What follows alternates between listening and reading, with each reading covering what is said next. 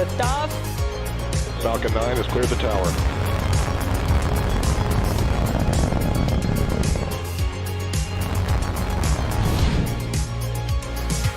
Ten, 9, 8, Side booster ignition. 6, 5, 4, 3, 2, 1.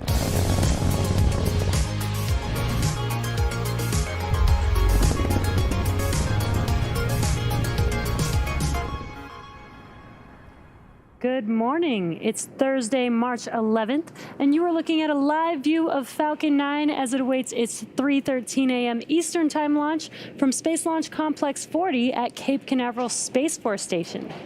My name is Jesse Anderson, a lead manufacturing engineer here at SpaceX, joining you from our headquarters in Hawthorne, California. You're watching a live webcast for our 21st Starlink mission and our 7th launch of 2021. This is an exciting week for the Starlink teams as we're continuing our international expansion of service. If you've been following Starlink development, you know that we rolled out our beta service in the US initially, followed by Canada.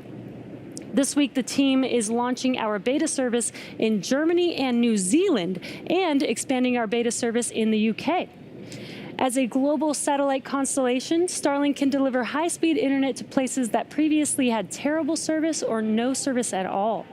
And because the satellites fly in a low orbit, the round-trip data time between the user and the satellite, which is also known as latency, is much lower than with satellites in geostationary orbit. This enables Starlink to deliver services like seamless video calls that are usually not possible on other satellite internet systems. We are currently T-minus 11 minutes from liftoff of our next batch of Starlink satellites. So with that, let's take a closer look at the rocket on your screen. Hi, I'm Ian McCullough, a sourcing manager here at SpaceX. You're looking at a live view of Falcon 9 on the pad. Our two-stage launch vehicle stands about 70 meters tall, and when it is fully fueled, it'll hold just over 1 million pounds of propellant that the vehicle will burn through in less than 3 minutes after liftoff. We prepped Falcon 9 in our hangar at the base of the pad. Upon completing final checkouts, Falcon 9 rolled out to the pad with the Starlink payload and went vertical Tuesday around 2:30 a.m. Eastern. The bottom two-thirds of the vehicle is the first stage. It previously flew 5 times before, having supported the launch of NASA astronauts Bob Behnken and Doug Hurley to the International Space Station, Anasis 2, CRS-21, Transporter 1, and a Starlink mission. Its objective is to accelerate the vehicle through Earth's atmosphere to space, and then to separate from the rest of the rocket. Once the first stage separates from the second stage, it will make its way back to Earth and target a landing on our drone ship, Just Read the Instructions. For reference, our drone ships are equivalent to the size of a football field. If successful, it will mark the 76th recovery of an orbital class rocket. Above the first stage is the second stage, which has a single Merlin vacuum or MVac engine that ignites after the first stage separates. At full power, the Merlin vacuum engine operates with the greatest efficiency ever for an American-made hydrocarbon rocket engine. The second stage is what will carry our Starlink orbit satellites to orbit. At the top of the rocket, you'll also notice the large nose cone. This is called the fairing. The fairing houses the Starlink satellites and protects them until the vehicle is outside of the Earth's atmosphere, at which point the fairing separates to expose the satellites to space. Today, we will be using a flight-proven fairing, and we'll be attempting to recover each half again with our recovery ships Go Searcher and Go Navigator. Lastly, the truss structure you see there is the Transporter Erector, or TE. We use it to roll the rocket out to the pad, raise it to its vertical launch position. The TE also routes the vehicle's fluids, power, and telemetry umbilicals from the ground systems to the rocket and satellites until F9 goes on internal power and clears the pad. At liftoff, it will retract in order to clear the way for Falcon 9's ascent. At T-minus 8 minutes and 40 seconds, let's take a look at where we're progressing in the countdown. The chief engineer held a technical pull at T-minus 1 hour, and the launch director held a propellant load and launch go-no-go pull at T-minus 38 minutes. Falcon 9 has been loading propellant since T-minus 35 minutes, and our fuel is a refined form of kerosene known as RP1. Our oxidizer is a super chilled liquid oxygen called LOX. Now we chill it well below the boiling point, which densifies the LOX so that we can load more into the boosters. We have also begun helium loading. The vehicle uses helium gas as a pressurant in the fuel and LOX tanks. As the Merlin engine pumps pull RP1 and LOX out of the tanks, we fill the empty volume, known as the ullage, with helium headed by the engine. Heating the helium helps expand it to fill the tanks. To make sure engine startup goes well, we also perform what we call engine chill, and this will happen at T-minus 7 minutes. And this is where we flow a small amount of super chilled liquid oxygen into the Merlin engine turbo pumps. And we do this to avoid a thermal shock to the system when the full flow of super chilled liquid oxygen hits the prop system. Now the vehicle is looking healthy, and we are currently working no issues. The range is green for launch, and weather is also looking really good, 90% favorable for launch this morning. All systems continue to be go for liftoff at 3:13 a.m. Eastern Time. If for some reason we do not launch today, we do have a backup opportunity on Friday at 2:51 a.m. Eastern Time. If you live in a major city like we do here in Los Angeles, chances are you have easy access to great internet and never really have to think about it. However, roughly half of the world's population, or 3.6 billion people, do not have access to internet. And at a time where more people are working from home and more students are participating in virtual learning, internet connectivity across the globe is more important than ever. To that end, the Starlink team is excited to expand our beta service internationally, adding 2 brand new countries and expanding into a third. Starlink Beta is now available for the first time in Germany. This week, we rolled out service into parts of Western Germany and will continue to expand in the coming weeks. The photo you're seeing here on the screen is the first installation in Germany. You can barely make out the Starlink on the rooftop there. It's pretty exciting to see Starlink hardware in Deutschland, and we're looking forward to seeing more pictures like this in the future. The team is also rolling out first-time service in New Zealand. Service will initially be focused in the South Island, but will continue to expand rapidly this year. And last but not least, the Starlink team expanded our existing coverage in the UK to include Wales, Northern Ireland, Scotland, North England, in addition to the existing coverage in the South. The image you're looking at here is from one of our first users in South Hams, Devon in the UK. They report up to 200 megabits per second at times, which is pretty exciting. During Starlink Beta, users can expect download speeds between 50 and 150 megabits per second, along with brief periods of no connectivity at all. As we launch more satellites, install more ground stations, and improve our networking software, data speed, latency, and uptime will improve dramatically. To learn more about Starlink, or to find out if service is available in your area, head on over to starlink.com. We're currently at T-minus 5 minutes and 5 seconds, and Falcon 9 is now moving into the final stages of the countdown. We're currently waiting for the transporter erector, the TE, to retract, and that's that white painted structure right behind the vehicle. What you're seeing on your screen is right behind that fairing payload. First, the TE clamps will start to open, and then the transporter erector will begin to retract away from the rocket slightly. And at T0, hydraulics will pull the TE further away from Falcon 9 as it lifts off. Now, the TE provides liquids, gases, electrical connections to the second stage, as well as air conditioning to the payload fairing. And what we'll see first is those clamps open up slowly. And once those clamps finish opening up, the TE will start to retract back. Drop back, retract in progress. And you heard that call out and can see the clamps moving.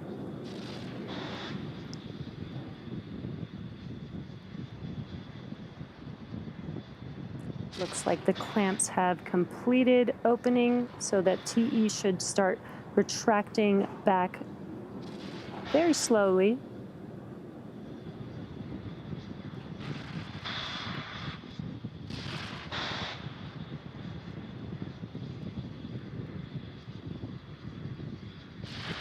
And it's very, very slight, but you can see the TE just slightly leaning back away from Falcon 9. The first and second stages are both nearly fully loaded with 1 million pounds of kerosene fuel and liquid oxygen. Super chilled liquid oxygen is our propellant oxidizer, and that's what's creating those white clouds that you're seeing on your screen around Falcon 9. And that's because the warm, humid ambient air causes the liquid oxygen to turn into gas. First stage should finish prop loading at T-minus 3 minutes in a few seconds here, and second stage will finish at T-minus 2 minutes. At T-minus 60 seconds, Falcon 9 will be in startup. This means that the rocket's autonomous internal flight computers have taken over the launch countdown. Stage 1, LOX load closed out. And there's that call out for first stage LOX load complete. Just inside T-minus 2 seconds, we light the Merlin 1D engines. We use T-Tub as our ignition fluid. And when it mixes with oxygen, it burns a green-colored flame. We then allow the fuel into the thrust chamber, and the engine comes up to full power for liftoff at T0. Now, the Starlink payload continues to be healthy, and the Falcon 9 team is tracking no issues on the rocket. Weather is still looking good for T0, and the range has cleared the surrounding ground, water, and airspace, and are green for launch.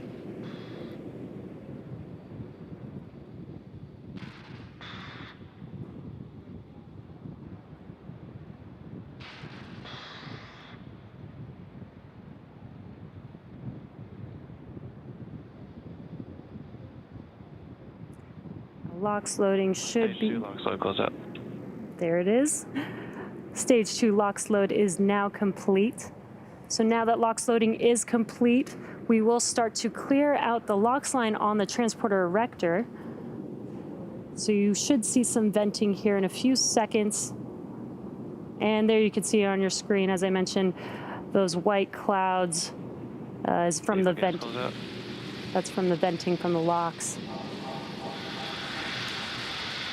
Now, in just 20 seconds or so, Falcon 9 will go into startup, and stage 1 and stage 2 will begin to pressurize for launch.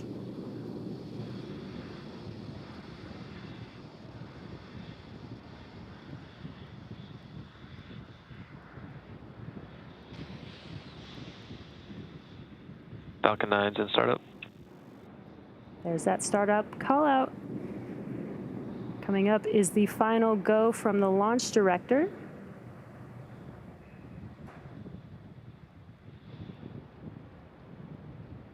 Stage 2 is pressing for flight.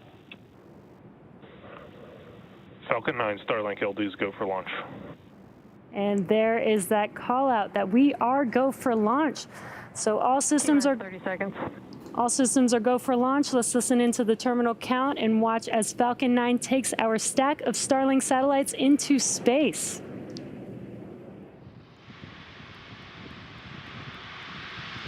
Stage 1, T-minus press for 15 flight. seconds. 10, 9, 8, 7, 6, 5, 4, 3, 2, 1, 0.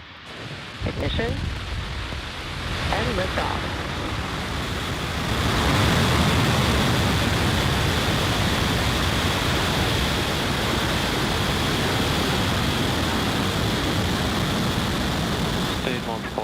pitching downrange.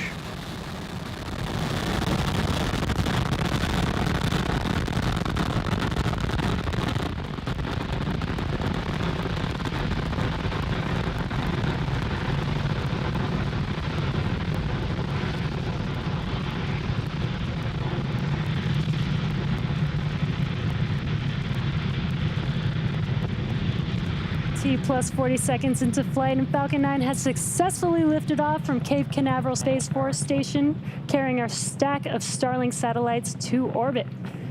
We're now throttling down our engines in preparation for max Q, which is maximum aerodynamic pressure. This is the largest structural load that the vehicle sees on ascent. We've got an Supersonic. awesome view of first stage of Falcon 9 there on your screen. Max Q. There's that call out that we've passed through max Q. Now, in about a minute, we'll have 3 events happening within seconds of each other.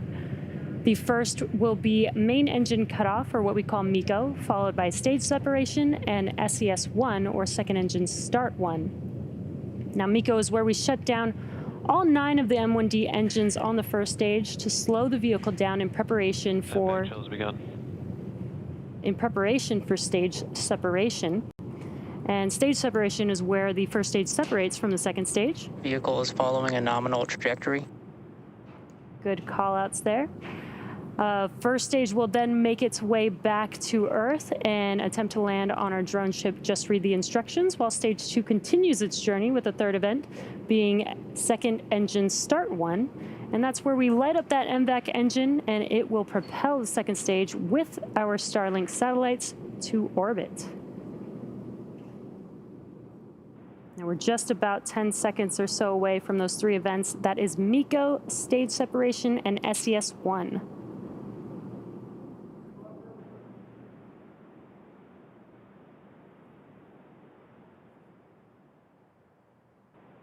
MECO. Stage separation confirmed.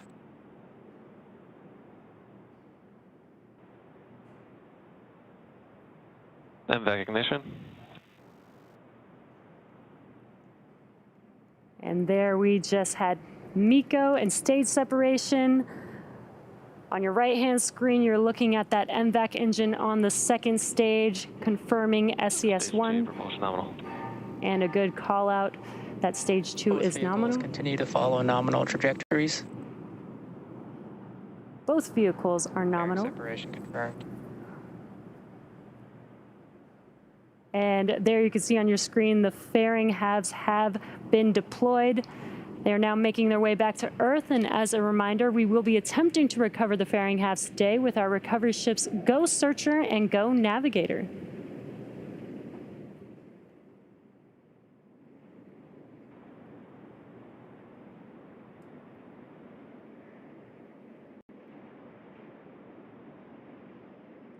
All right, as stage 2 heads towards its targeted drop-off orbit, stage 1 will execute 2 burns in order to make its way back to Earth.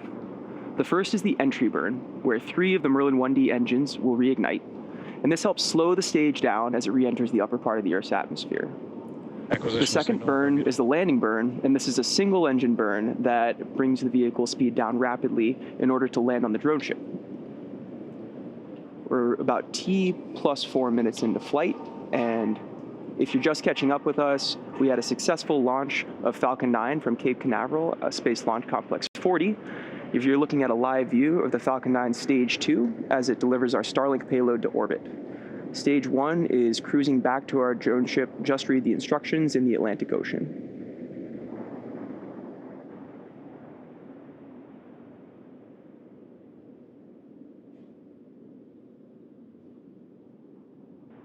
We'll continue to watch stage 2 here on a nominal ascent for a few minutes.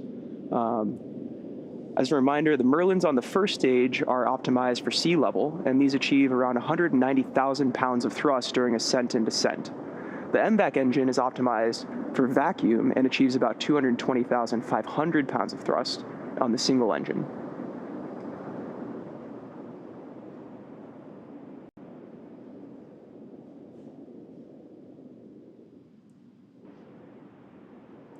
Starlink constellation is in low Earth orbit, or LEO, at around 550 kilometers. Now, most geostationary satellites are at 1,000 kilometers altitude, and these are the general satellites that we see in most other systems. When the satellites are farther from Earth, the round-trip data time between the user and the satellite, also known as latency, is much higher, resulting in poorer performance for activities like video calls and gaming.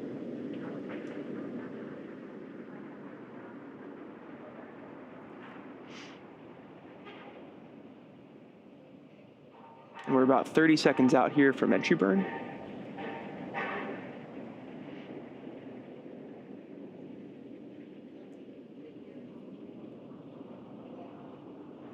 As a reminder, Falcon 9 is equipped with 4 hypersonic grid fins positioned near the top of the first stage on stage 1, using nothing but, that guide it back during its re-entry to the ground.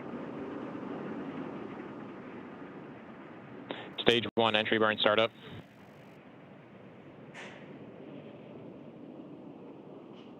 And there we go, we have entry burn start.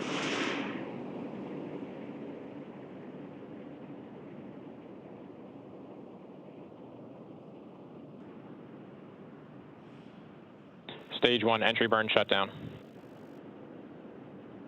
Beautiful, and entry burn cutoff.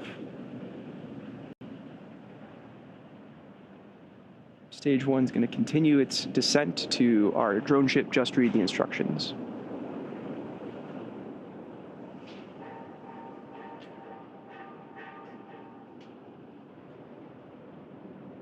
As stage 1 continues to descend, it uses occasional bursts of nitrogen gas for attitude control, and sometimes you can see this, although in the darkest night we may not be able to.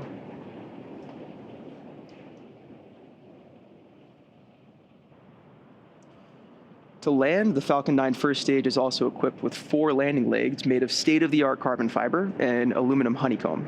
These are placed symmetrically around the base of the rocket and deployed just prior to landing. After first stage landing, stage 2 has a coast phase, then a short burn, and then another coast phase before deploying the satellites. We are about 30 seconds out from landing burn.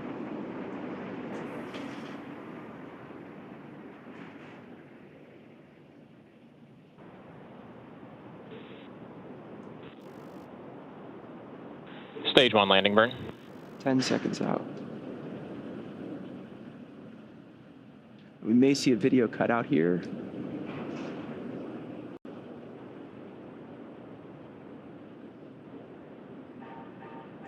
Stage 1 landing leg deploy.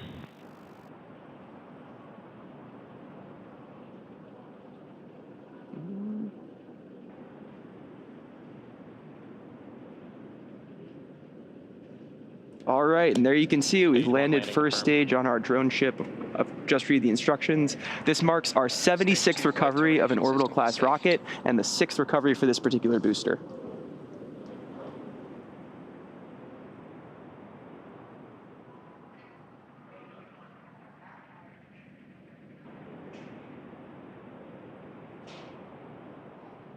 Seco.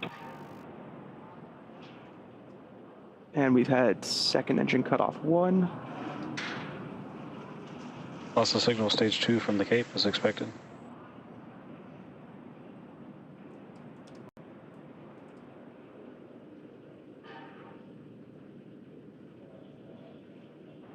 And we confirmed good orbit. All right, now stage 2 is going to coast for this orbit in the next 35 minutes or so. While that happens, take a look at this animation showcasing where we are in the coast phase. We'll see you back here in about T plus 45 minutes for a second stage relight. Newfoundland.